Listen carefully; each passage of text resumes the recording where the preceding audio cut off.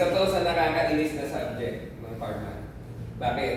At to promote hate, marami kang inorganic na gamot, wala na. Pero tinatanong pa rin sa Pilipinas na. Ganun talaga siya. Disclaimer kagad. Maraming synonyms, maraming walang paliwanag. So parang pikog ito. Ano meron sa pikog? Puro memorize. Diba? Yun yun. Okay? At sa lagay na yan na 128 slides nga ba? 128. Maiksi na yan. Sinorten ko na yan. Marami ako tinanggal na super hindi na tinatanong. So may mga topics naman na natatapusan natin somehow. Like acids and bases. Ano lang yung mga sikat na acid-base theory? Yung pa rin, tinatanong pa rin yan. Module 1 pa rin. Arrhenius, Bronsted, tsaka Lewis. Hindi na tayo magtatagal. Okay na tayo doon. Okay? Water ion, protonic concept, electronic concept. Yun lang tatandaan. Okay? Then, sablay yung animation ko dito. Sorry, crowded. Kagad. Ayan. Official inorganic acids. Pag sinabing official, ano nga? Nakikita sa USP. Sino yung sikat na acid na wala sa USP? Pero common sa laboratory? Sulfuric. Si sulfuric, hindi actually included sa USP. So, yung number 1, ano nga yan? Masanay tayo formula na lang ang given. Kasi nga yung chemical name, alam na natin ang assumption. So, ano yung H3BO3? Boric acid. Boric acid. Ano, lagi tinatanong na synonym doon, yung mahaba. Sal sedativum Homburgi. Kahit wag na yung orthoboric acid, kahit wag na yung boracic acid. Okay? So, siya nga ay tatlo ang proton sa formula, pero pag nagre-react na, monoprotic. Ibig sabihin, sa tatlong proton, isa lang ang natatanggal po. At ang bagong tanong, kasi nga, sikat na siya ngayon saan? Sa IMO na kulay green. Tama ba? Ano yung tatlong IMO? Or benzene, na nakikita sa butika. Yan ang advantage or edge nyo ngayon. Nag-i-intern kayo. Di ba? Ano? Ano kulay ng mga yan? May green, may red, may blue. Ano yung green? Boric acid nga. Boric acid. Ano yung blue? Yung active yung active muna. Yung blue lubricant, sige. Ano nga yung active? Wala, hindi ko titignan. Gawin yung habit, tingnan yung mga packaging nila para maalala yung mga brand name. Kasi there's no way out of brand name, generic name. Kaya sa memorizing mo lahat na nasa libro, tingnan mo yung nasa butika. Ako din yung memorize mga brand name, generic names. Ang ginagawa ko lang sa mga break time ko or pag walang putos, nakatingin lang ako sa packaging. Kasi that creates an image ng brand name, generic name. Hindi mo na kailangan memorize kasi halos araw-araw mo nakikita, so sana tatatak siya. So ano nga ang green na IMO? Boric acid. Ano ang gamit niya? Daily eye wash. Tinatanong din. Daily eye wash. At inorganic na siyang gamot. So bacteriostatic kasi siya, nag-i-inhibit ng growth. At ano nga synonym ng eye wash sa dosage forms? Colirea ang plural, colirium ang singular. Tinatanong din. Sorry na.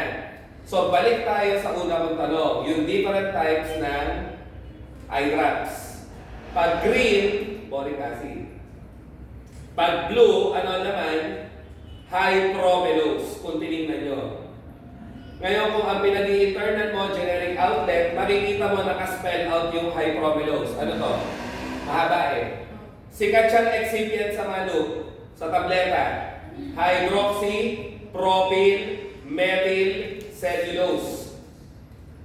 Na tinuturo ng mga teachers natin as HPMC. Pwede nga yung tablet diluent. Okay? HPMC. Lubricant nga. Tama naman si Risa doon. Lubricant. Yan yung sinabi mo, Tin, na pwede sa nanuno yung mata. Dry eyes. Yung blue. Okay? Hint mo doon, blue parang tubig. Moisturizer. Diba? Yung red, madali. Bakit red? Kasi para sa soft eyes talaga. So ano ang laman ng red? Na diniscuss ng teacher nyo sa Picol 1. Kung sino man yan. Ano? Ano yung red? Tetrahydrosolid. Yung red. So, yan yung different active ingredients sila. Yung green, boric. Yung blue, hypromelose. Yung red, tetrahydrosolid na totoong pang salt ice. Okay? So, yun. Colirea. Huwag kakalimutan yung colirea. HCl. Kapag concentrated, ang synonym, muriatic acid or spirit of sea salt. At ano ang official concentration ng concentrated HCl nga? 36.5% kasi weight by volume. So, saan ko yung kinuha? Ayun, sa gitna nun. 35 to 38 ang allowable range. Pag binigyan ka ng allowable range, paano mo kukunin yung official concentration, yung gitna lagi? Tama? 38 minus 35, 3. Divide mo yung 3 sa dalawa para makuha yung gitna, 1.5. Idagdag mo ngayon yung 1.5 sa 35 or i-minus mo yung 1.5 sa 38. Lalabas parehas, 36.5. So, yung concentrated acid panghugas. Panghugas, hindi ng katawan ng tao, natural, muriatic yan lulusaw yan. No? Panghugas ng kubeta, diba? CR, diba? Pag masyado nang makapal yung biofilm or microbiome, minumuriatic acid natin. Pag nangingitim na yung tiles, minumuriatic acid natin. Naghugas pa kayo ng CR nyo? O, may tagahugas. Sana all. Wala lang. Diba? Iba rin yung feeling pag ikaw yung naglinis eh. Sarap kaya sa feeling. Ewan ba, to me therapeutic. Kaya di ko pinapagawa sa ito. Yung muriatic, wala siya sa Domex, sa mga ganun. Ano nga ba naman ang Domex? Hindi ko alam. Gusto mo Search nila yung contents para ma-verify. Hindi ko memorize eh, sorry. Kung gamot, okay lang. Pero mga washing, medyo wala na. Hindi ko siya masyadong tinatanda o natatanda. Anyways, si diluted hydrochloric acid nga ay acidifier, yung diluted. At again, sabi natin kanina, ano official concentration ng diluted acid? Laging 10%. Exception si acetic. Acetics, 6. Wala lang. Acetic acid, no? So, yun. Tapos, ano ang gamit ng diluted HCl? Pinapainom na yan. Diluted o concentrated. Pinapainom. Sa anong kaso? Rare na sakit, achlorhydria or hypochlorhydria. Ano tinutukoy doon? Hydrochloric acid. Hydrochloric acid. So pag hypo, mababa ang HCl. Pag achlorhydria, walang HCl. Kaya yan rare. Kasi ano nga yan? Autoimmune. Ayan na. Medicinals eh. Ano nga pag autoimmune? Sarili mong immune system. Sinisira yung cell. Autoimmune destruction kasi yan ng parietal cells. Ano nga ang trabaho ng parietal cells natin? Mas okay ba red dyan o mas okay ang black? Kasi dilaw pala yung aking background. Parang mas okay kung kita yung black. Tama ba? Mas kita na. Anyways, sige, black muna tayo for now. Ano nga yung parietal cells? Naglalabas ng HCl. So kung sarili mong immune system, sinisira yung parietal cells, mawawalan ka nga ng HCl. So ano yung lumang tanong? Paano mo nga pinapainom ang diluted HCl? Ano, kukutsarahin mo? Siyempre, hindi pwede. Malulusaw ang ngipin ng pasyente mo, tsaka dila. Dapat yan naka-gastro-esophageal glass tube. Literal, glass tube. Glass tubing na rectang nakapasok sa stomach para hindi pumunta sa baga at esophagus at lalamunan ang HCl. Kasi again, makakalusaw po. Okay? Ayun. Supply talaga yung mga animation to dito sa umpisa. Nitric acid yung aqua fortis. Kanina, di ba? Aqua fortis. Yun lang ang tinatanong na synonym. Ano ang mas sikat niyang gamit? Nitrating agent sa orgchem. Di ba? Nitrobenzene. Na-discuss doon sa recording. No? Tapos, oxidizing agent naman sa inorganic reactions. Okay? Pero again, walang mas tinatanong. Parehas actually tinatanong. Okay? Organic reaction, nitrating agent. Banta natin. Reaction. Inorganic reactions, ang common yung gamit, oxidizing acid. At yung phosphoric, yung pinaka-rare itanong, orthophosphoric acid, sige, acidifying agent lang siya. Pinaka-rare, kahit huwag natandaan. Sino ulit yung non-official na inorganic acid? Oil of vitriol nga, kanina, sa post-test, di ba? Sulfuric acid na common na common pero hindi siya official. Laging tinatanong ang gamit, si nitric oxidizing, si sulfuric desiccating. Ano pag desiccating? Nantatanggal ng tubig. Dehydrating, kumbaga. Di ba? Nagre-remove ng water, desiccating. At take note of desiccate pa rin, double C ang spelling ha. Bihira siyang oxidizing, pwede natin tanggalin. Mas tinatanong yung pagiging oxidizing ni nitric acid. Yun na, tapos na ang mga acids. Moving on tayo sa official inorganic bases. Una nga dyan, ammonia water. Ammonia water or ang tawag nga rin, ammonia TS. Pag tinanong, ano yung sabihin ng TS? Na madalas yun nakikita sa lab? True solution kasi. Or pwede rin test solution. Kaya TS. Okay?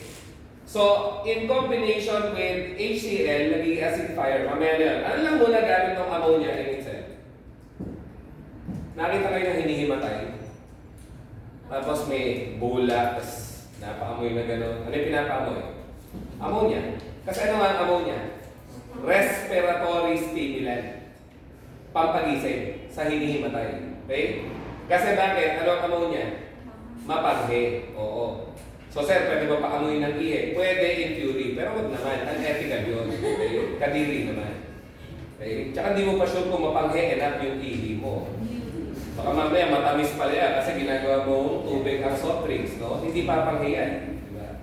Nang kagaya ng ammonia TS. So yun. So dati, sikat nga yung ammonium chloride. Paano nabubuo yung ammonium chloride? Ayan, sinabi ng first bullet. Samahan mo siya ng HCl, magiging ammonium chloride. So direct combination lang. No? Ang ammonium chloride mo nga, ang sinaunang urinary acidifier. Sadly, tinatanong pa rin ang synonym muriate of Hartshorn. Saan kinuha yun? Hartshorn, ammonia.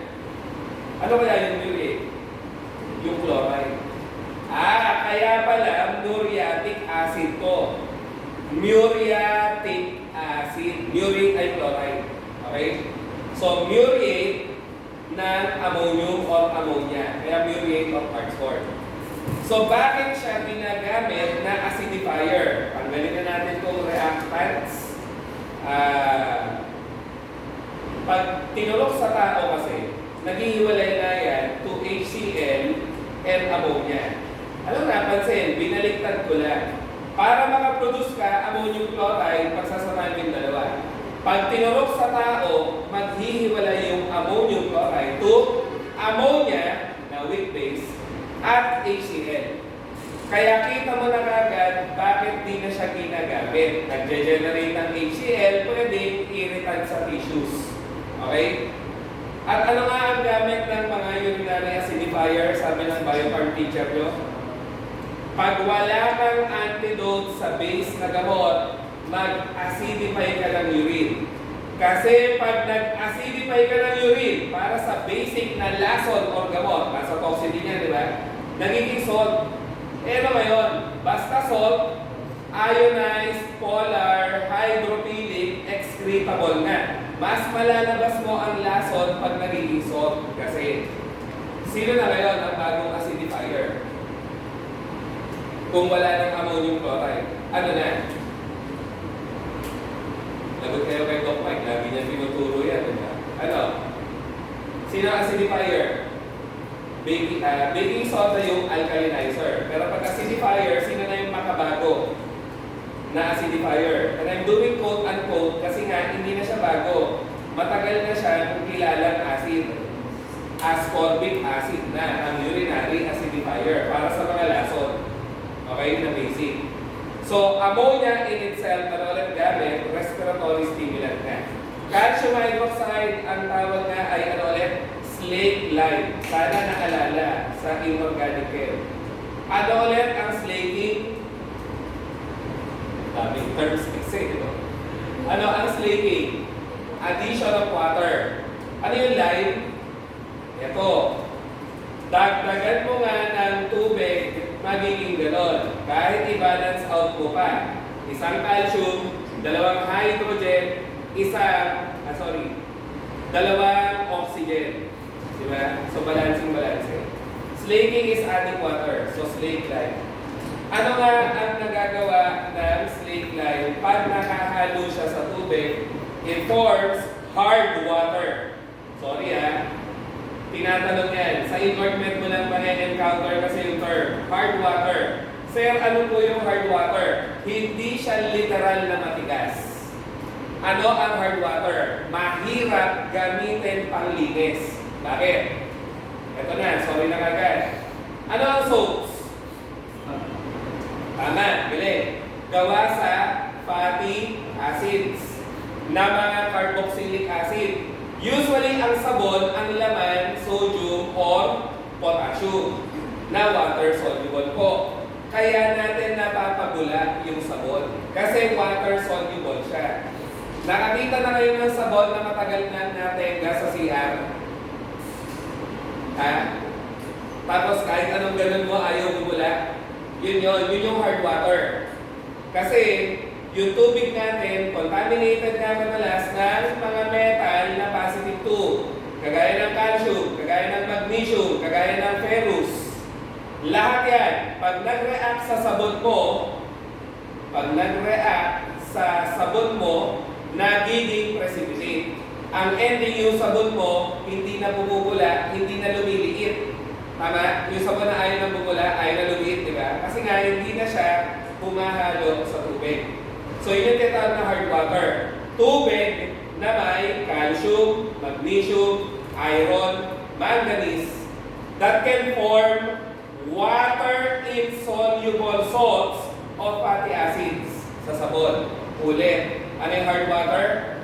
Water na may calcium, magnesium, iron, and even manganese that can form, ayan, yung nakalagay dyan, water-insoluble salts of fatty acids na may kita mo sa sabon. Okay? So, yun ang story ng hard water. More on that later on. Ano nga ang KOH? Alam na alam, potassium hydroxide. Ano ang common name ulit? Caustic potash. So, si caustic potash, nakalagay nila doon, sorry na. Ano to? Lagi rin tinatanong, dalawa sila ni NaOH na ano? Highly deliquescent. Ayan na naman. Ano nga pag deliquescent? Ano yung counterpart term niyan na laging tinatanong sa P-Farm at in Orchem or in Orchem? Hygroscopic versus deliquescent. Ano difference? Pag hygroscopic, yung solid humihigop ng water from moisture. Pero hindi nadidissolve. So, dadagdag sa timpang yung tubig. Pag deliquescent, hihigop ng tubig from moisture or from air. Hihigop ng moisture from air. Pero ano mangyari? Magliliquefy. So, yun lang yun. Pag deliquescent, nag-absorb ng water from the air, nagliliquefy. Yung deliquescent, hindi nagliliquefy. Yung hygroscopic, hindi nalulusan. Okay? Ganun lang. So, dalawa silang sikat na gano'n. Minomorse type yan madalas. Caustic soda, NaOH, caustic potash are two of the most common deliquescent substances. Kung naka-handle kayo sa lab, pag nilagay mo kayo sa weight paper, nalulusaw. Saglit pala. Kasi kapag higop niya ng water from the air, nalulusaw, nag-liquefy. Okay? Kakalimutan na, lagi tinatanong ang fundamental terms, deliquescent, hygroscopic. Ano ulit pag efflorescent? Common yan, yung tatlo na nagkakalituhan nga. Ano yung efflorescence? Nawawala ng water of crystallization. Diba? At saan nga ulit yan nangyari? Sa mga hydrate. Yung may water of crystallization nga. So magkakaiba yung tatlo. Hygroscopic, higop tubig, di madidissolve. Deliquescent, higop tubig, madidissolve. Efflorescence, walang hinihigop na tubig. Nawawalan ng tubig of crystallization. Okay? So, related sila tatlo. And then, si caustic potash nga ay madalas ginagamit na alkalinizing agent, pero mas ginagamit nga na ano? Saponifying agent. Ano nga ulit pag saponifying agent? Panggawa nga ng sabon. Siya nga ang common na panggawa ng sabon from fats. Ito yung fatty acid na nagiging salt. Ang fatty acids ang galing sa taba. So, ang taba, lagyan mo ng caustic potash, yung baon ng taba na fatty acid, nagiging sabon. Ano nga ang definition ng sabon? Ganun lang. Alkali salt ng fatty acid. Ilagay ko na, sige.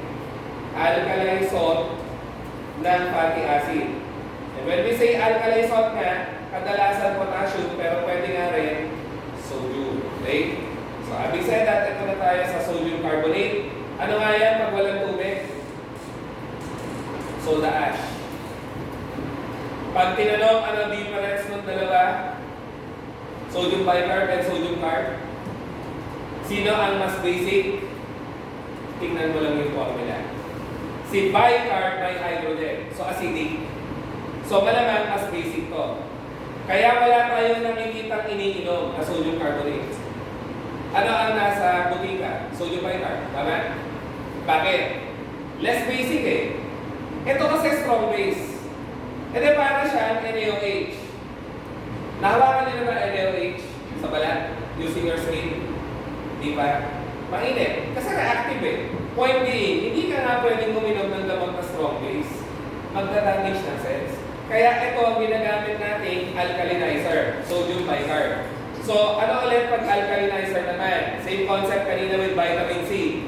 Pag ang gamot mo or lason ay acidic, tapos wala kang antidote, gagamit ka ng base para maging hydrophilic, ionized, polar, excretable ang iyong gamot or lason. Laging ganon. Pag wala kang antidote, kailangan, alam mo, ang alkalinizer tsaka acidifier. At mas alam mo dapat yung nature ng gamot, kung acid o base. Kasi pag acidic yung gamot, tapos nagamit mo vitamin C, malaki problema. Yung gamot or lason magiging lipid-soluble, unionized, non-polar, absorbable, so babalik pa sa dugo, reabsorbable pag nasa wiwi, babalik pa sa dugo. So lalong magtatagal yung lason sa sistema. Kaya crucial yung knowing yung acid-base property ng gamot mo bago ka mag-administer ng alkalinizer or acidifier na in the form of vitamin C. Okay? Ayun, tinanong pa nga, paano mo daw madi-differentiate through chemical testing ang dalawa? Knowing na weak base to, knowing na strong base to. Maglagay ka nga ng PP. Ano yung PP? Clue indicator sa analysis 1. Sir, ang tagal na doon, first year, second year. Phenolphthalein. Tanda pa kaya? Nakapag-titrate naman kayo kahit pa paano, di ba? Anong kulay ng phenolphthalein sa base? Pink pa, oh. Alam mo, may magbago dyan. Anong kulay ng phenolphthalein sa base? You know, sweater ito na. Pink. Di ba? Pink. Okay? Pink. Ito, pag nilagyan mo ng phenolphthalein, magpipink talaga. Si sodium bicarb, hindi. Kasi nga, medyo acidic si sodium bicarb. Hindi siya strong base. Again, how to differentiate sodium carb, sodium bicarb, use phenolphthalein. Yun lang. Tinatanong lang naman, anong gagamitin mo ng agent? So yun. Dahil hindi nga medically important si sodium carbonate, ano lang gamit ka? Source ng carbonate. Ganun lang. Source ng carbonate. So, kailangan mo gumawa ng mga compound na may carbonate. Ito siya. Ito na. NaOH, ano yung alam na alam natin? Synonym, caustic soda. Tinatanong din nga lang, soda lye, sosa, at saka lye. At siya po ba yung liquid sosa? Siya rin yun. NaOH. Okay? So, soda lye, or sosa, or lye lang. Mas tinatanong nga lang si caustic soda. So, ano ulit? Para caustic potash, deliquescent nga. At si caustic potash, mas ginagamit pang saponify, panggawa ng sabon. Si NaOH, mas ginagamit pang alkalinize ng mga reagent. Okay? Yun ang malaking difference. So, potassium hydroxide, mas ginagamit for saponification. Saponification, production ng sabon. Si NaOH, mas ginagamit for neutralization. Alkalinizing eh. Okay? Sa lab ha, hindi sa katawan ng tao, syempre, toxic yan. So, yun. Ano nga ako kanina? Soda lime, ano naman? Yung lime, calcium hydroxide. Yung soda, sodium hydroxide. Okay? At ano nga ang role ng soda lime? So, ang topic, soda lime.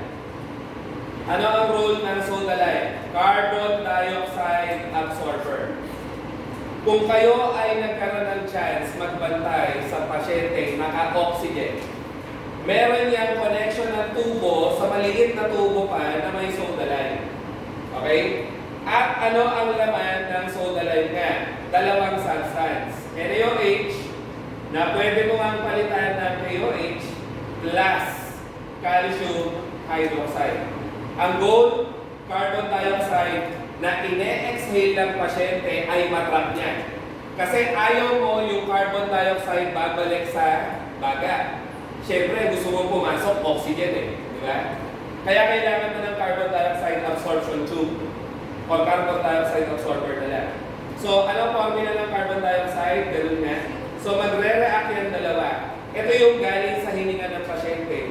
Pag nag-react yung dalawa, kahit pag isulat yung reaction, magiging sodium carbonate. Binalanse ko lang po.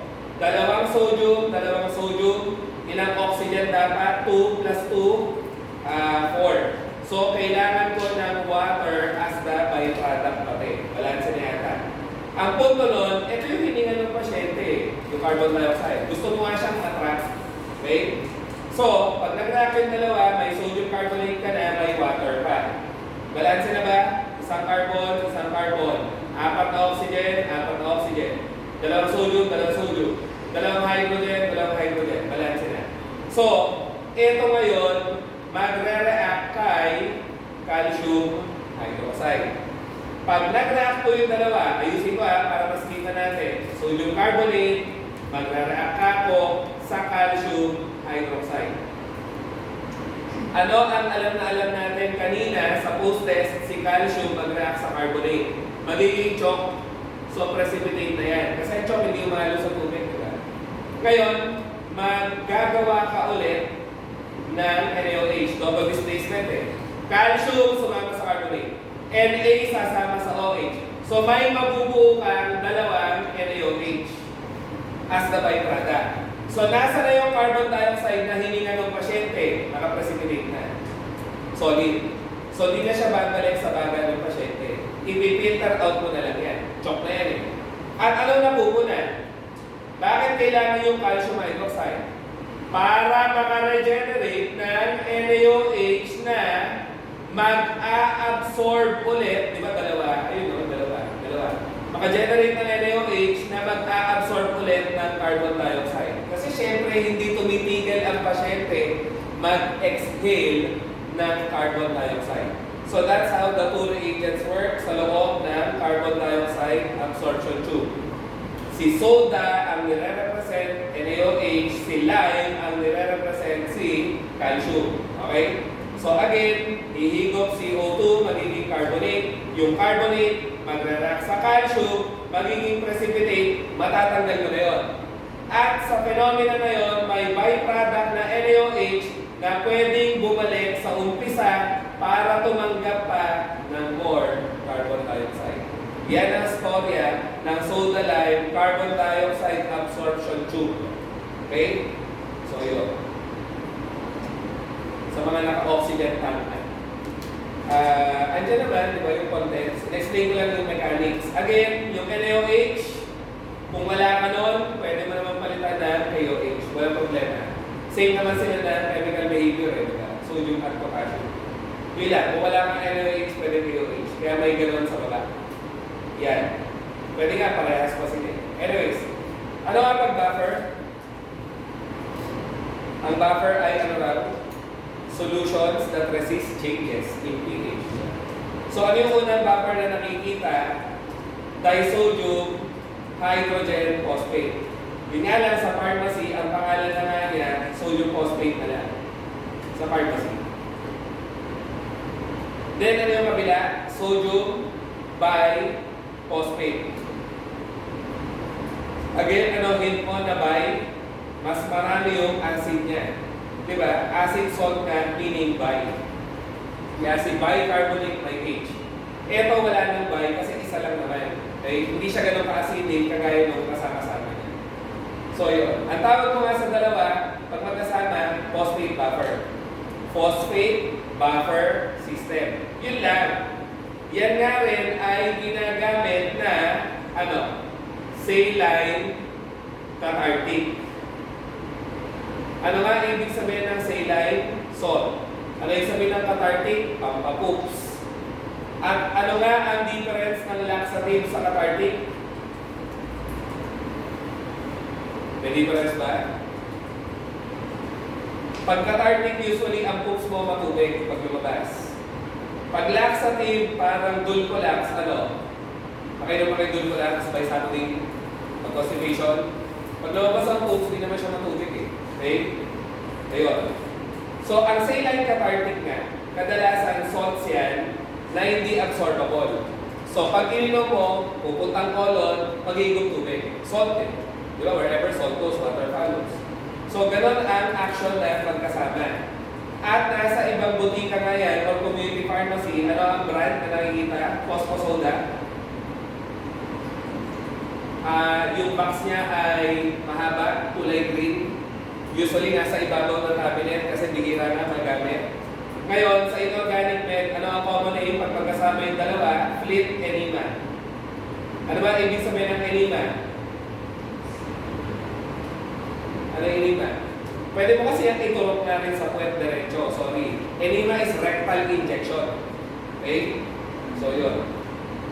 So, pwede siyang buffer, pwede siyang saline cathartic. Yun lang.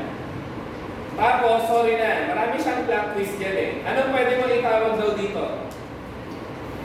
Dibasic. Dibasic, sodium phosphate. Yung kabila, monobasic. Sige nga, kung analytical ka at bukas ang mata mo, saan kinukuha? Yung pagiging dibasic, monobasic. Sa bilang yung sodium. Kasi ang sodium ay base. Tama? So yung dibasic, dalawa sodium. Yung monobasic, isa sodium. Yun ang Chem. Ang magpapadali ng buhay natin sa Chem, yung palas ng mata lang. O pagiging observant sa details. Kasi sakit natin eh. Ako, guilty as charged. Pag nakita formula, sarado na utak ko, ayaw na basahin. Pero doon mo nga marirealize na yung mga terms, mas ma-connect mo kung mas kita mo ang formula. Sana. Okay? So yun. So, yan nga ay phosphate buffer.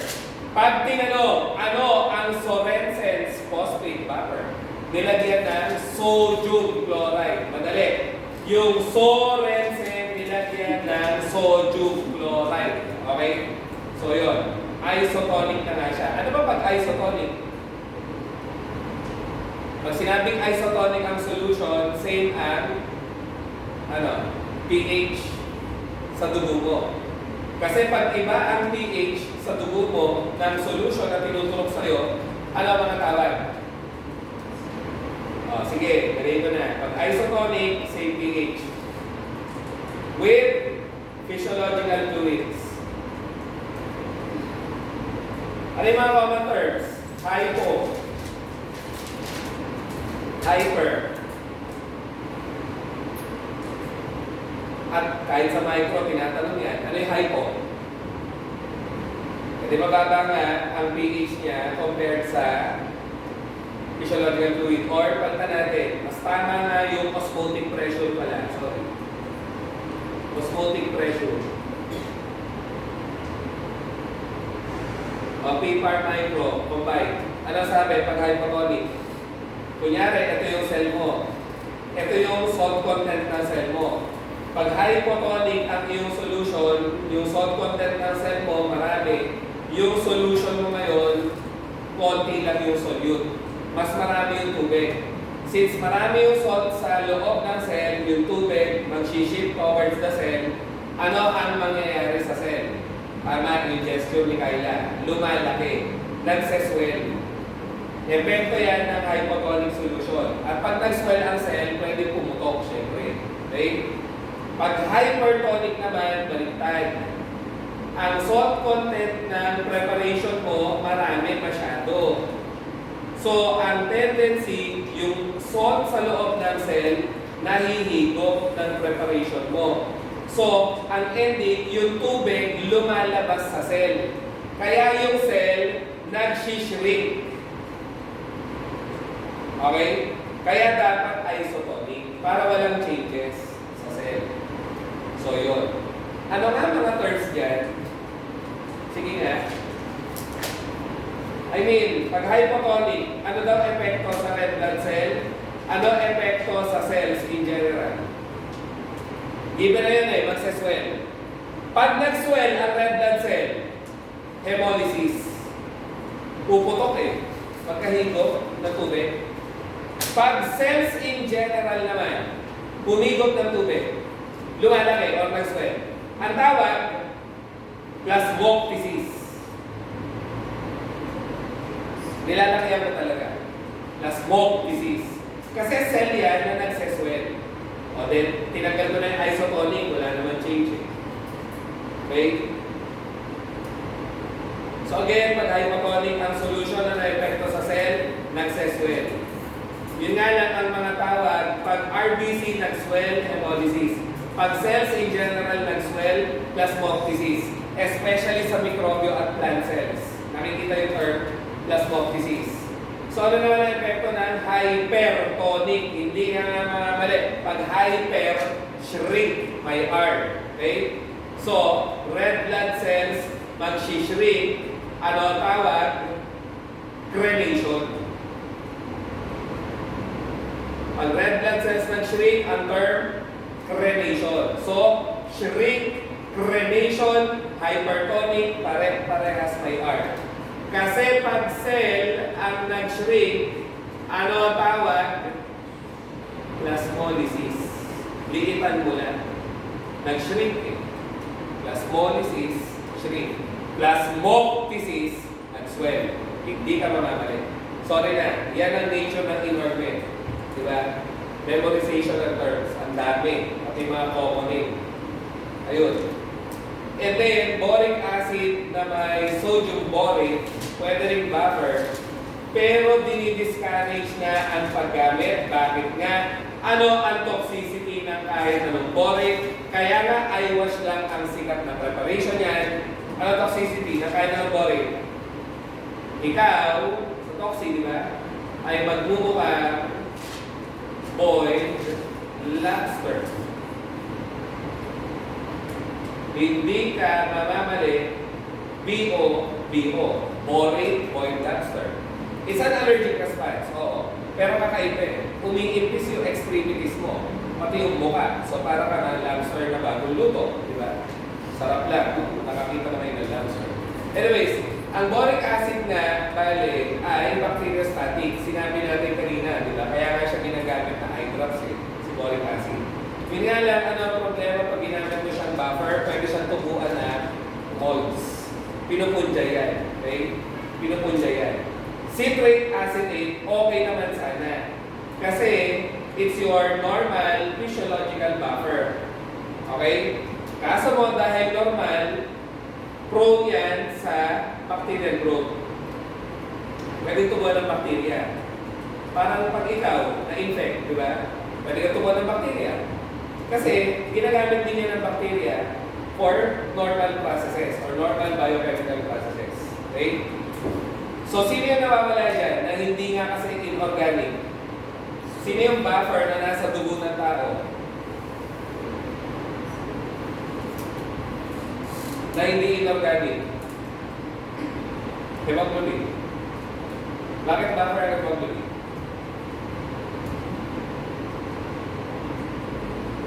Uy, clipper. Nag-maintain siya ng balance ng dalawa, diba? Ano nga ito? Acidic. Ano to? Basic. Diba? Kaya buffer ang hemoglobin. Ngayon, sino ba isang buffer na inorganic pero hindi siya official? Kaso nasa katawan mo, si carbonic acid na kasama si sodium bicarbonate. Yan nga yung bicarbonate buffer system. Hindi siya official pero major buffer ng tao. Ang bicarbonate buffer and hemoglobin buffer system. Okay? Itong tatlo kasi nandito, mga nilalagay sa gamot para mag-resist nga ng changes sa pH. So ano nga pag antioxidant? Obvious naman eh. Anti-oxidation. So ano to? Mga reducing agent. Usually, na ano nga ang ginagawa? Most of the time, yung na-oxidize mong gamot, i-reduce pa balik.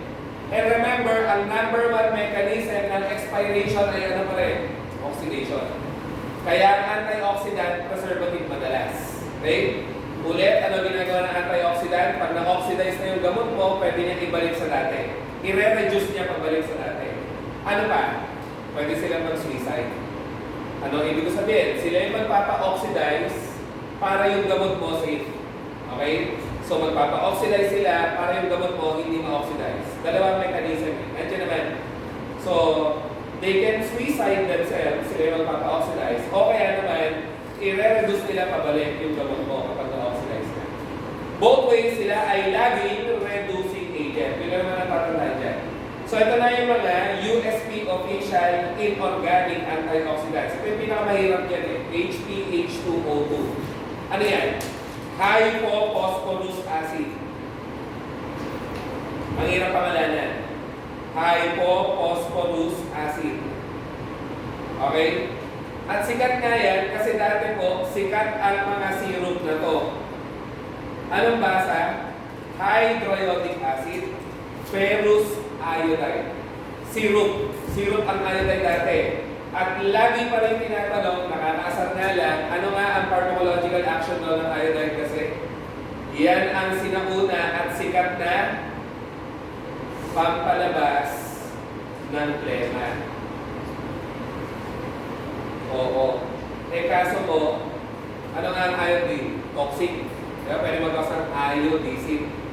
Ngayon, anong problema ng mga may iodine sa preparations nila? Madali nga yan nagiging iodine.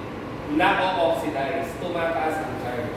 Kaya ka naglalagay ng hypophosphorus acid para ma-prevent yun, para ma-prevent formation ng iodine. Kasi ang iodine lason, ang iodine hindi. Okay? Una yun. So, ano nga pag-expectorant ulit? Irritant ng baga para lumabas yung plema, pampalabas ng plema. Saan siya usually ginagamit?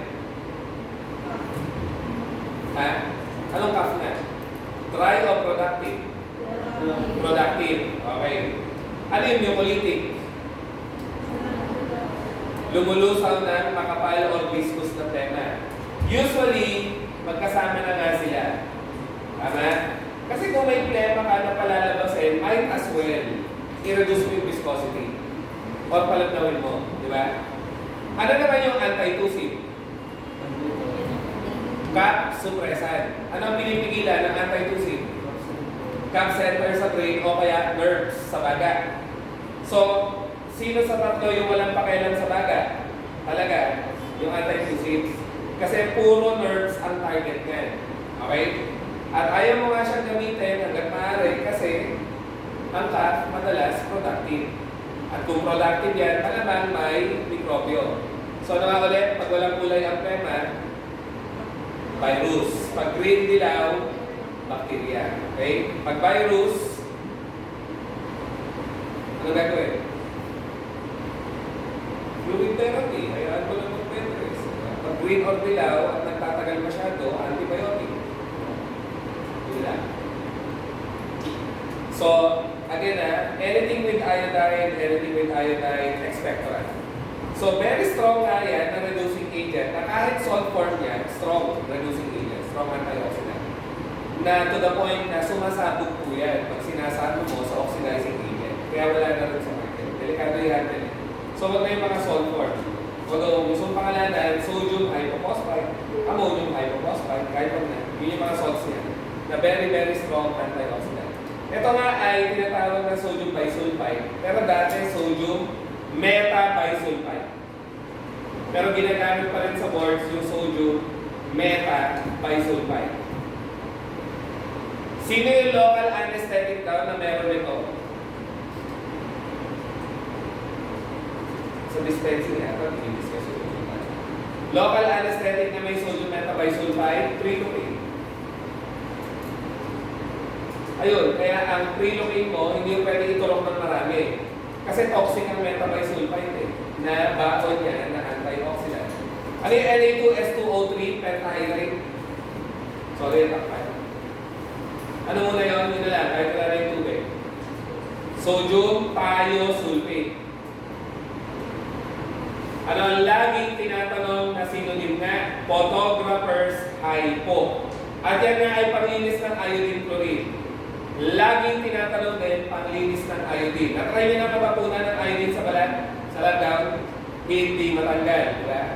Pero kuskusan mo ng sodium thiosulfate na galing kay Ate Cathy sa lab, kasi gano'n lagi ginagawa namin sa lab eh. Natapunan ng iodine, kuskusan ng thiosulfate, mawawala na. Bakit? Ano kasi ginagawa ng thiosulfate? Yung iodine, ginagawa dalawang iodide na negative. At basta may charge, water soluble. Yun po ang mahirap kay iodine. Hindi siya water soluble, kaya mahirap hugasan. Hindi siya polar eh. Pero pag naging iodide na may charge, madali na siyang ma-wash off. Lagi pa rin tinatanong, the best cleansing agent na for iodine stains is always sodium thiosulfate. Okay? Ayun. Dalawa lang naman yan. Saka na yung isa pa. So, bakit siya tinawag na photographer's hypo? Sino yung photographer's hypo sa'yo? Si sodium thiosulfate.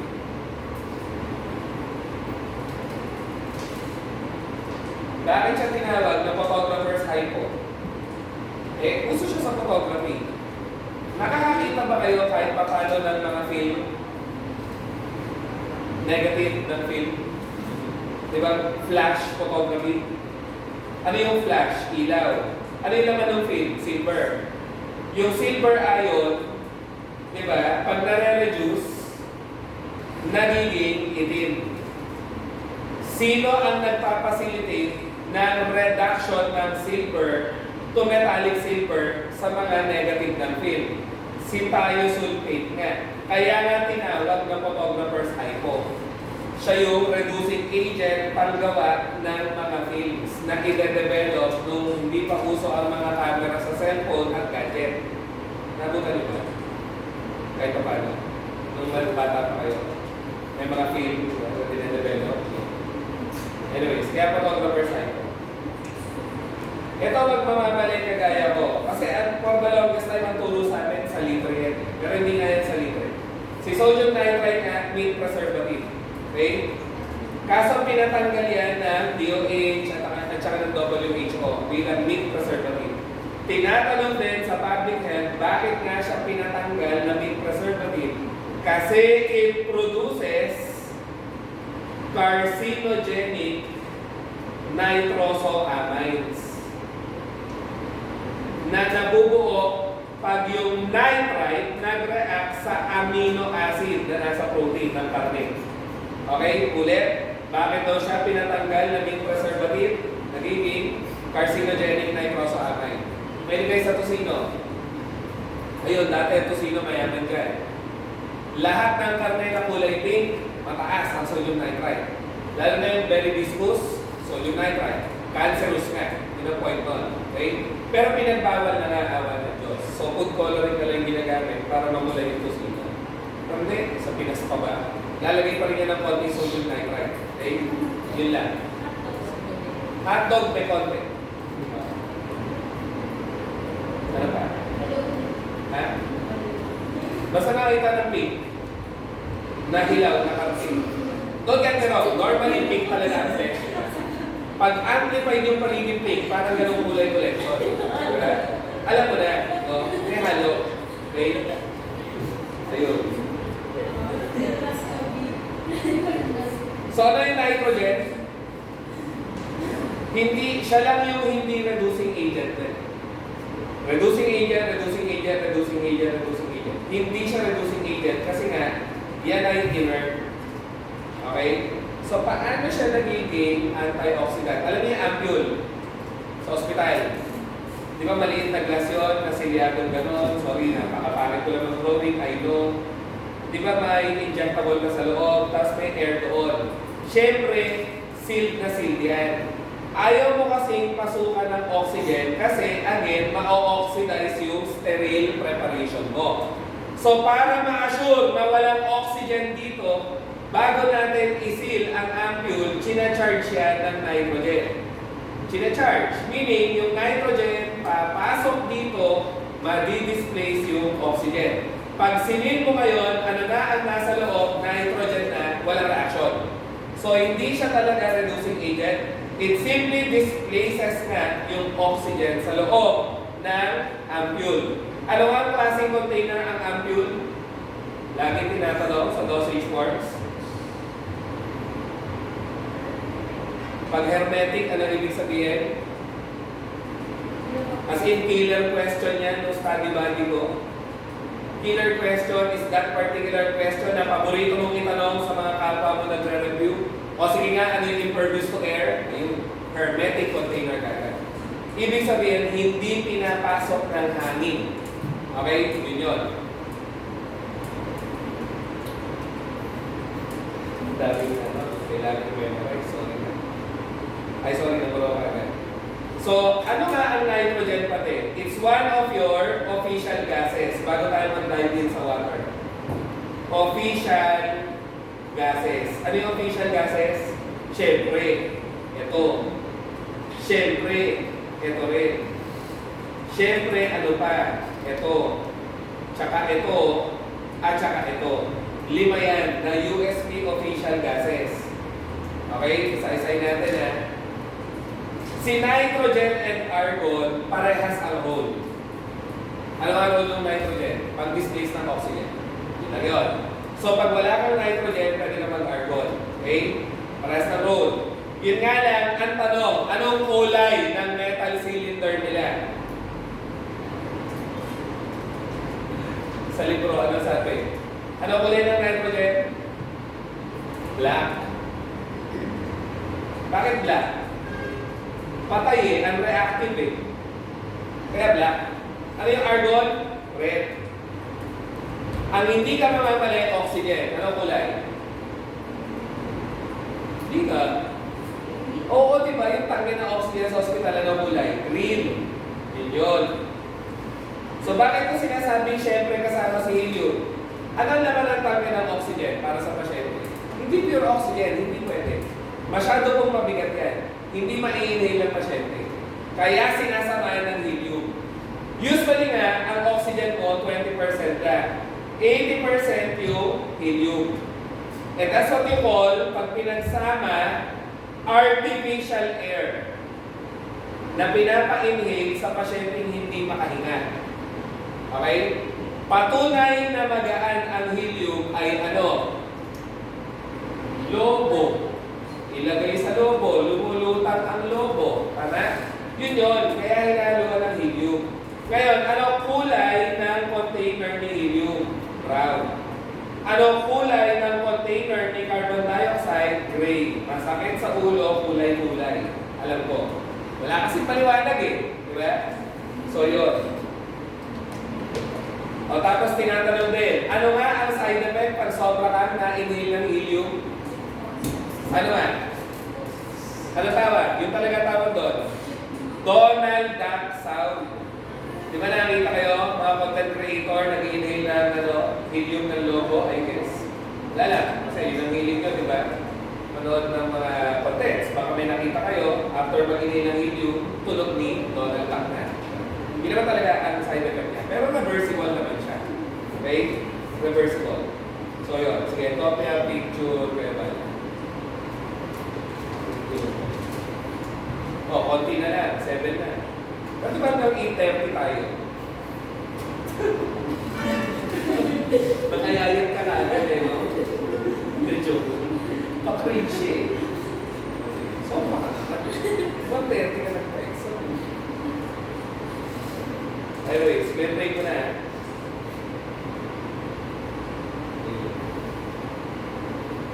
Anyways, water. May mineral waters na nasa environment na book. So pag sinabing mineral water, mga natural occurring water yan na may minerals, literal, or gas. Habang sila ay nasa Earth's crust. Okay? Sorry na. Parang ang random nung konsepto, pero tinatanong yung mga yan. Sorry na. Ano nga pag alkaline water? Trigger word. May sodium bicarb. Alkaline eh. Ano ba yung sodium bicarb? Base. Sodium magnesium sulfate nga with sodium bicarb. Kahit hindi mo na memorize yun, basta alam mo, sodium bicarb alkaline. Ano yung purgative water? May pangpurga. Or may saline. Ano nga saline? Sodium chloride. Sodium magnesium sulfate na may sodium chloride naman. Okay? So yun. Ano ang carbonated water? Parang nasa soft drinks. May carbon dioxide. So, ang trigger word mo doon, yung carbon dioxide naman. No? It was charged by carbon dioxide while inside the Earth's crust. Ano ang tinatanong calibrate water? Kasi layo ng tunog eh. Ano naman ang calibrate? Iron. So, pag nakarinig ka ng water na ferruginous in taste. Ano yung sabihin ng ferruginous in taste? Lasang bakal. Lasang iron. Alam niyo yung lasa ng bakal? Hindi nga. Kunyari, nagkasugat ka, di mo dinilaan. Lasang bakal, di ba? And again, nasa lahi ba may healing properties nga? At hindi na sabi, pag malaki sugat, dilaan mo ng dilaan, ha? Maliliit lang, syempre. Maalatan ka muna dyan, bago, wala experience nyo na. Nagdilaan na pa kayo tatlo. Curious lang. Kakatingin na kayo tatlo eh, paikot pa eh. Tingin na to, tingin na to. Anyways, lithium water, hindi tinatanong kasi obvious may lithium. Lithium chloride, lithium carbonate yan. Sulfur water, hindi rin tinatanong kasi obvious may hydrogen sulfide. No? Mga bonus round yan eh. Kaya hindi sila tinatanong. Pero hindi natin nasabi. Baka yung tanong sa'yo, maganda yun. Ito nga yung pinaka-common. Kasi ang layo ng tunog, di ba? Calibrate plus iron. And then yung silicious water, may silicate, hindi rin tinatanong. So ano ang tawag sa tubig na naiinom?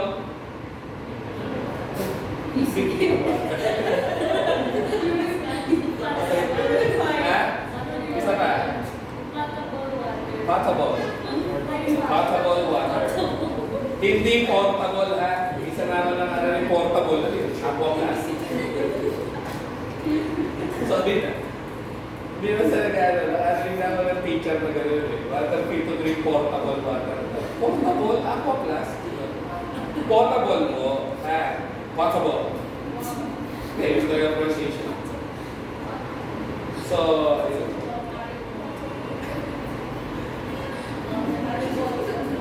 Portable. Mamaya, portable ko. Isagot na talaga portable. Huwag naman. Okay. So, dyan matatapos ang water. Natural waters yan. Ano nga pag hard water? Kanina lang. Tubig na may calcium, pwedeng magnesium, pwedeng manganese, pwedeng iron. Chloride, hydroxide, sulfate. Kahit hindi mo ilagay yung chloride, hydroxide, sulfate, kulang pala, sorry. Ang nasa boards kasi, calcium, magnesium, iron, manganese. Okay? Na ano nga? Hydroxide, hydroxide, chloride, sulfates. Pero talaga yung cation. Kasi nga yung cation ang magko-convert sa sabon mo into water-insoluble salts ng fatty acid. So yes, may temporary hardness, may permanent hardness. So pag sinabing temporary hard water, ano lang aabangan mo? May carbonate. May carbonate. At bakit temporary hard? Ang carbonate or bicarbonate nga kasi madali natatanggal by heating. Kaso, ano symbol ng heating? Delta. Minsan gano'n lang ilalagay niya sa choices. Sino yung hard water na masosoften mo with? Gano'n. Symbol delta or heating. Sagot ka agad yung temporary hard water. Okay? Yung permanent hard water, hindi mo yan masosoften by heating. Again, anong context ng soften? Matanggal yung salt. So pag bicarbonate, matatanggal yan kasi pag iniinitan sila, nagiging carbon dioxide, alam natin, gas. So pag ininitan mo ang gas, magpo-volatilize ito. Yung permanently hard water, yung sinasabi ko dito, dominantly hydroxide chloride sulfate na hindi mo matatanggal with heating. Okay? So yun. So, eto tayo sa official waters. Oo. Forever na sa boards. Sorry na. Kay Module 1, kay Module 5, kay Module 6. Kasi tubig yan na ginagamit natin solvent sa ating mga preps. So, pag sinabing water USP, anong tatandaan dito? Hindi siya sterile at may pyrogen. Ano nga yung pyrogen? Fever-causing substances. Not necessarily microbial. Pyrogen nagkakos ng fever. So, hindi siya sterile at may fever-causing substances. So, hindi ito ginagamit sa produkto. Saan lang siya ginagamit? Sa extraction. Extraction ng mga active constituents sa halalan. Tsaka mga official solutions na ginagamit sa laboratory. Point being, hindi siya pwedeng gamitin sa gamot. Ano yung pwede sa gamot? Siyempre naman, purified water. USP ka dapat. Tapos, paano siya na-obtain? Pwedeng distillation, pwedeng ion exchange resin, pwedeng reverse osmosis. And regardless, hindi mo kailangan enumerate yung methods of preparation. Ang tatandaan mo dyan sa purified water USP, dapat nakalagay yung method of purification. Kung distillation ba siya, reverse osmosis, filtration, ion exchange, kahit ano pang purification yan, it should be stated in the label. Yun ang sinabi ng USP. Okay? So, method of preparation or method of purification should be indicated in the label. Hindi pa rin siya sterile, hindi pa rin siya pyrogen-free. May pyrogen pa rin. So, saan mo nga ito ginagamit? Sa small scale compounding. Pag sinabing small scale, extemporaneous. Sa butika o hospital mo gagawin. Tama? Extemporaneous compounding ng ano raw? Non-parenteral preparations. Dapat lang. Kasi pag parenteral, injectable eh. At pag injectable, hindi pa pwedeng purified lang. Natural. Okay? So, yun. Ano ang other name sa extemporaneous? In situ. Sa P-farm at dosage forklift. Pag sinabing in situ, on-site. Sa butika mo, tinitimpla yung gamot.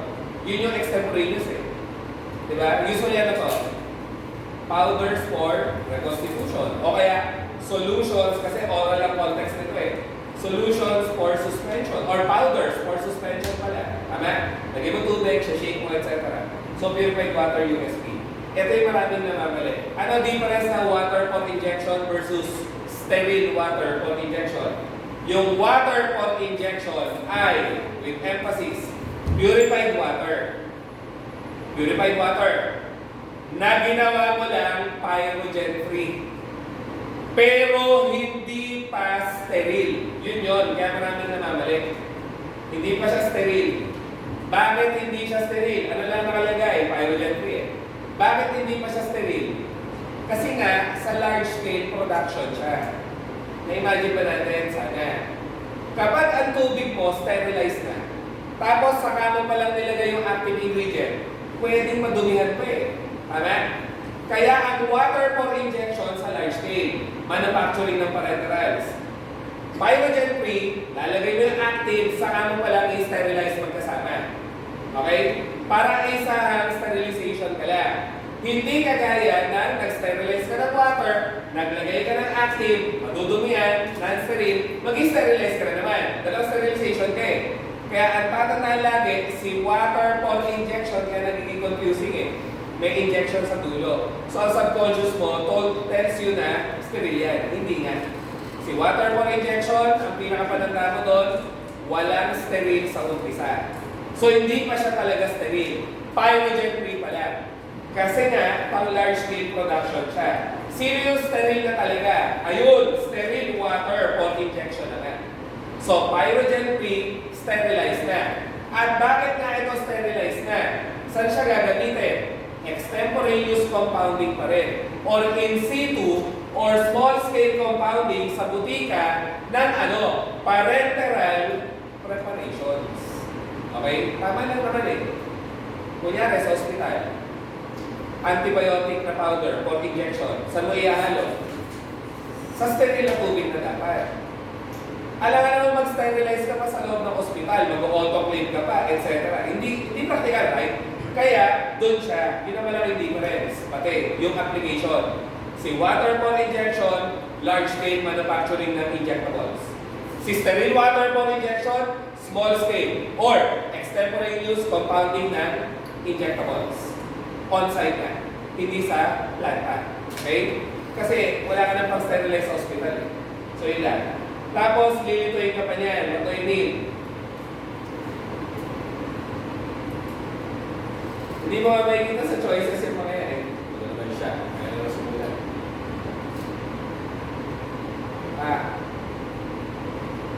Eraser. Pen. Jesus. Diba? Pen nga. Pen. So, pag ito, sumulat na. Okay. Hindi mo pa nga makikita yung mga yan sa pangalan. Ano lang makikita mo? WUSP. PWUSP. WFI-USP. Acronym lang pala yun. O ha?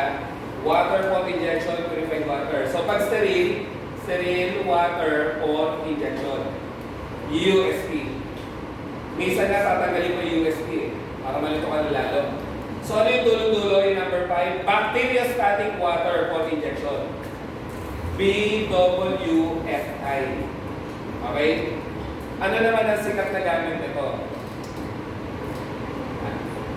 So ano nga muna? Nagsimula ka sa water USP, pinurify mo, yung purified, ginawa mo pyrogen free, naging water pump injection. Yung water pump injection, in-sterilize mo, naging sterile water na. Ano naman yung bacteriostatic? Naglagay ka lang ng bacteriostatic agent.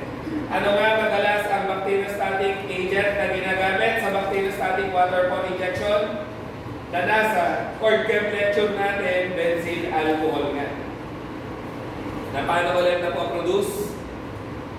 Canisaro. Diba? Canisaro reaction. Siya yung produkto. Okay? Benzyl alcohol. It's the most common bacteriostatic agent na dinadagdag sa bacteriostatic water pump injection. At kung ano man ang gamitin. No? Kasi minsan pwedeng chlorobutanol. Kahit kung isulat. Kung ano man ang ginamit na bacteriostatic water pump injection, na bacteriostatic agent para sa kanya, kailangan lumabas sa label. Kasi may mga taong allergic sa bacteriostatic agent na gagamitin mo. Okay? So, pang-extemporaneous compounding pa rin yan. Pero ng ano na, multiple dose parenterals. Yun ang pinaka-trigger word mo. Ano ba kasi pag multiple dose versus single dose parenteral? O, pag-isahan na, ano yun? Yung mga swero, single dose yun eh. Tama ba? IV fluids. Pwede ba yun, yung swero or dextrose ng pasyente, ipopose? Hindi, di ba? Tuloy-tuloy yun. Kaya single dose yung marami. Kaya nakakalit imagine it eh. Yung large volume, parenterals nga ang single dose. Mga 500 ml, 1 liter. Okay? Yun. Ito to. Kulangan na ba yun? Sorry na. Kasi siguro ko eh. Anyways, ano pa? Kapag naman multiple dose container, small volume parenterals yan. Bakit kailangan sila small volume parenteral? Kasi ano naman nila? Gamot. Pwede ka magbigay ng 1 liter na gamot, 500 ml na gamot kita, di ba? Kaya nga, pag small volume parenteral yan na multiple dose, ang laman yan, active drug talaga. Hindi kagaya ng large volume, ang laman ay hindi naman gamot. Kaya okay lang maramihan, okay lang isang bigayan. Hindi kagaya ng active na gamot ang laman, paulit-ulit mo ipapasok yung injection sa loob. Nakita na ba kayo ng bacteriostatic water for injection? May rubber sa ibabaw. Ayun nga, ihalo yung antibiotic sa loob, tapos ipapasok yung syringe needle every time na mangangailangan ng dose ng gamot. So dahil yung bote na e-expose sa needle, na e-expose sa external environment, kailangan mo nga ng magre-retard ng bacterial growth. So kakalimutan ang fundamental difference ng mga yan. Okay? Ang pinaka nyo malilimutan, ito. Kasi dahil may bacteriostatic agent siya, at siya talaga ang pinang-didissolve ng totoong mga gamot na ituturok mo sa pasyente for a period of time. Again, multiple dose kasi multiple times mo papasukan ng syringe needle. At dahil may bacteriostatic agent yan, hindi siya pwedeng IV, dapat IM. Kasi pag IV, pwedeng makalason ang bacteriostatic agent mo, rekta sa dugo eh. Pag IM na nasa muscles lang, okay lang, tolerable. Okay? Kasi pag IM, dahan-dahan nag-diffuse ang gamot papunta dugo. Next, pharmaceutical tayo, glass. Tinatanong lahat yan. Ano nga ang definition ng glass? Anything na vitreous at gawa sa silicate. Pag sinabing vitreous, ano to? Naninigas pag malamig, nagme-melt pag iniinitan. Ganun naman talaga ang glass eh. Tama? Mga substances yan that solidify when cooled and melts when heated. At gawa nga sila sa silicate. At ang silicate, alam natin, alkaline. Okay? Or basic na material na yan. So, ang laging tinatanong dyan, yung glass additives. Kasi apat eh. Sabi ko nga dati pa, basta apat, tandaan mo na. Kasi apat ang choices na boards. So, yung boron as borate, ano ang role sa glass?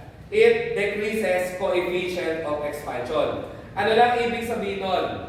Pinipigilan niya na lumaki yung glass kapag naiinitan. Siyempre, pag iniinitan mo ang glass, pwede mag-expand, mag-iba yung volume. Para maiwasan yung paglaki ng volume capacity ng glass container mo, ilalagay mo ng borate. Yun lang yun. So, yun lang ang trigger word ko. Si borate para sa coefficient of expansion. B kasunod sa alphabet, C na naman.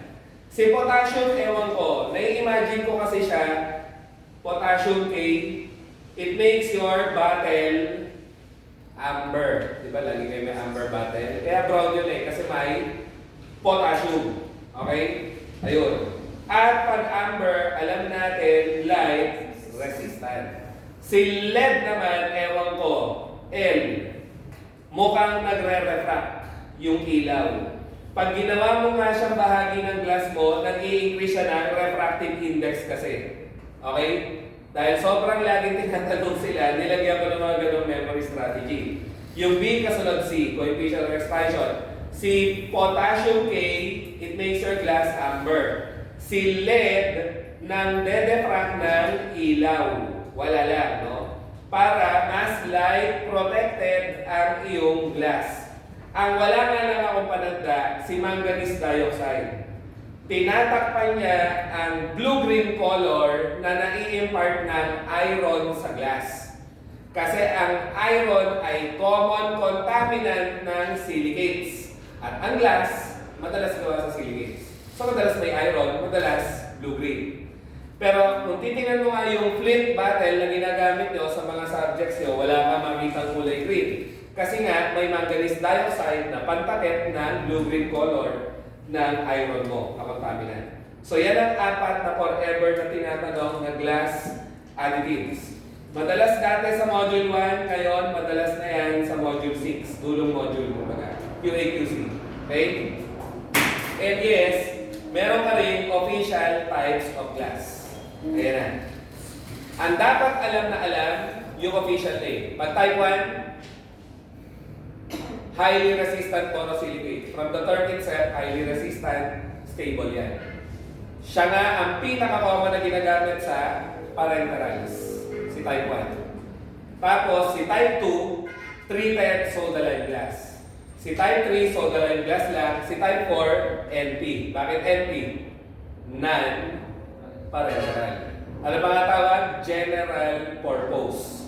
So usually, siya yung pang non-parenteral nga. Ito rin actually pang non-parenteral na eh. Yung unang dalawa pang parenteral kasi sila yung pinaka-stable. Lalo na yung 1, nasa pangalan naman eh. Okay? Ayun.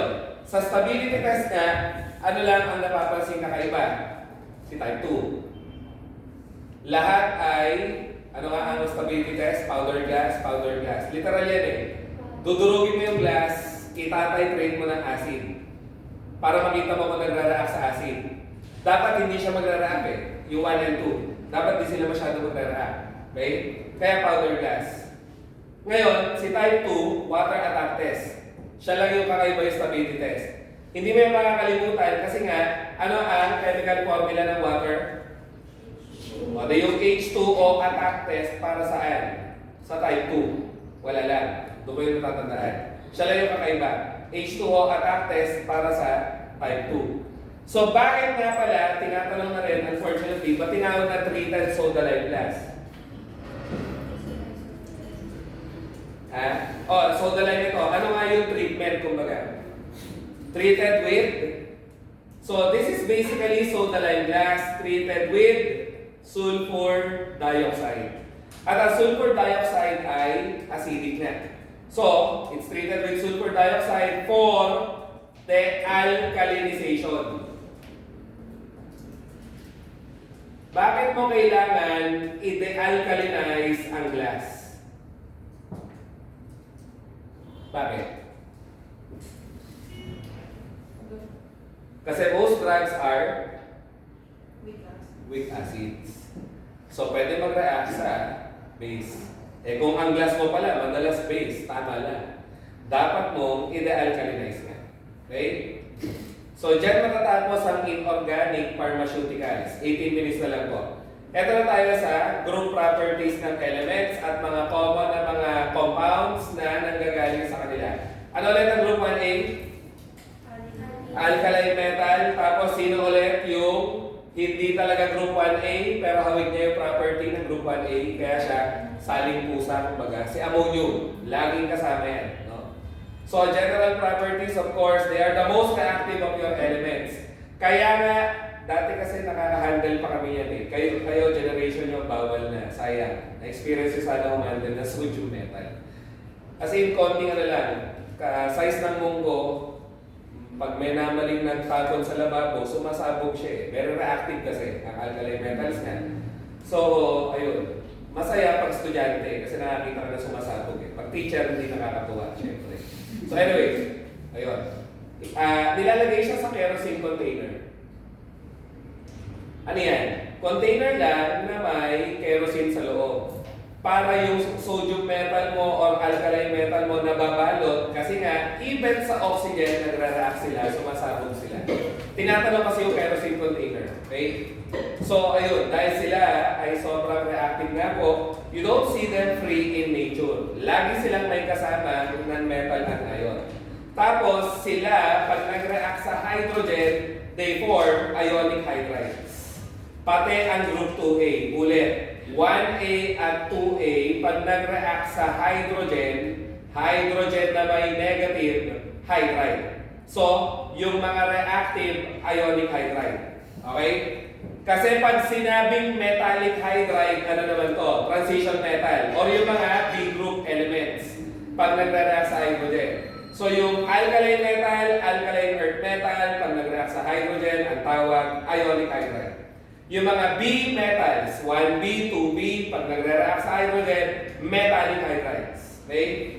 Kapag naman non-metal nag-react sa hydrogen, malamang molecular, makes sense kasi ano ang inulit-ulit natin sa post-test, basta molecular, dalawang non-metal yan. Dalawang non-metal yan. Kahit kung may metal, basta dalawang non-metal, yan. Kasi non-metal nag-react sa hydrogen. So yung non-metal, non-metal. Yung hydrogen, non-metal din. Dalawang non-metal. Okay? So ito na tayo sa mga elements. A ay hydrogen, syempre. Ano ang tawag kay hydrogen? Sorry na, ayan na naman tayo sa mga common name. Inflammable air. Ano nga ang proseso na makaka-generate ka ng 99% pure hydrogen gas? Messerschmitt process. Masakit sa ulo ang inorganic med talaga sa mga terms. Sobra. So yun. Bakit inflammable air? It does not support combustion. Hindi siya nagliliyab. Hindi kagaya ng oxygen nagsusupport ng combustion o pagliyab. Okay?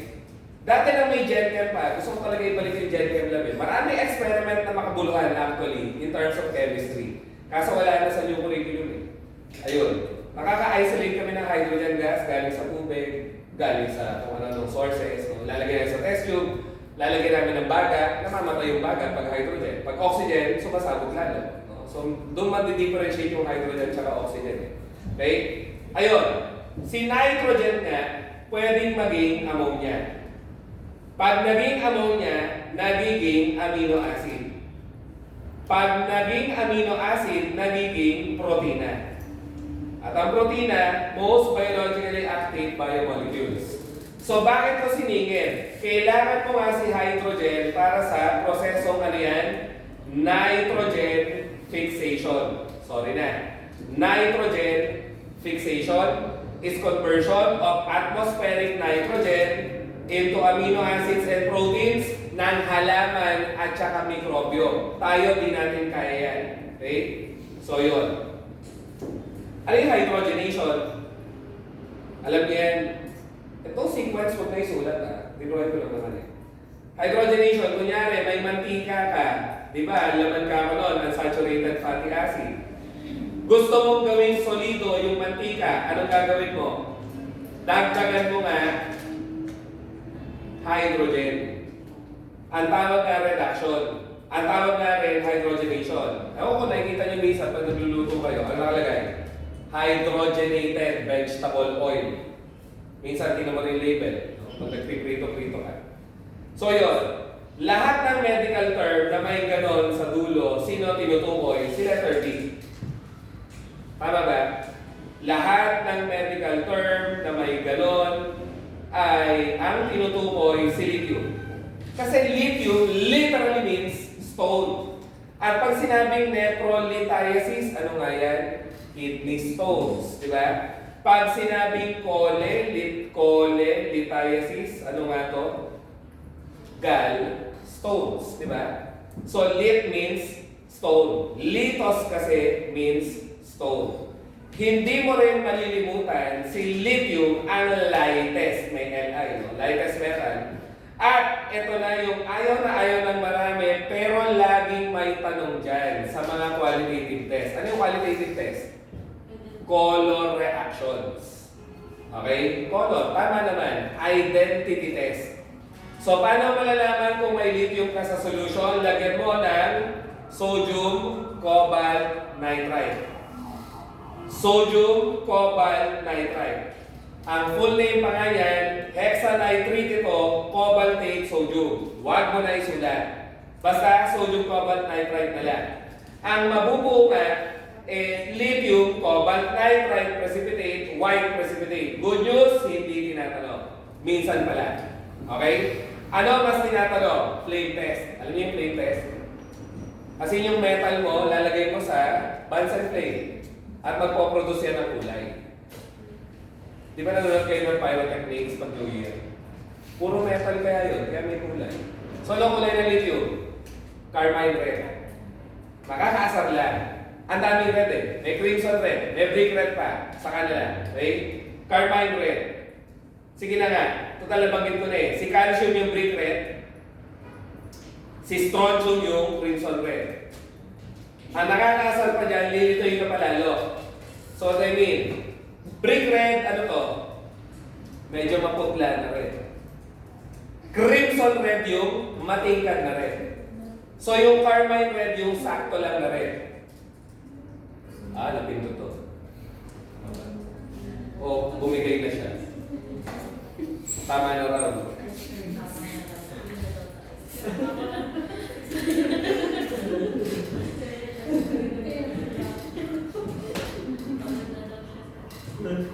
Pag-overheat siya. Ako ulit tapos naman yung slide na. Ano nalagay sa lithium? Carmine red. Yung carmine red yung sakto red lang. Yung brick red yung maputla.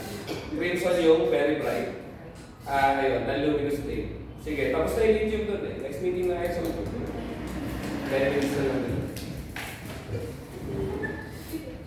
Mukhang dalawang meeting lang po. After next week. Post test na naman. Sige na, class dismiss. Kayo na mamimili. Susunod sa inorganic eh. But ano usually sir, kasi nandun, ano po usual? QC, analysis. Mas madali ko lang sa analysis eh.